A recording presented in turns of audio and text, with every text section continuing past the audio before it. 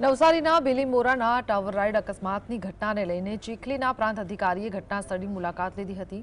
આ દુર્ઘટનાને લઈને નવસારી જિલ્લા વહીવટીતંત્રનો ધમધમાટ જોવા મળ્યો છે। એફએસએલની ચકાસણી બાદના રિપોર્ટના આધારે કાર્યવાહી કરવામાં આવશે।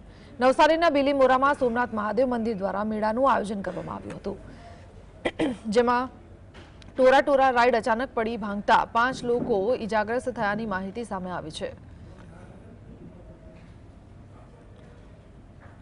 आज पण दुर्घटना बनी है एनु वहीवटी तंत्र सरकार तरफथी योग्य तपास कराववामां आवशे। टेक्निकली जे पण तपास थया बाद जे पण आगळनी कार्यवाही छे ए त्यारबाद करवामां आवशे।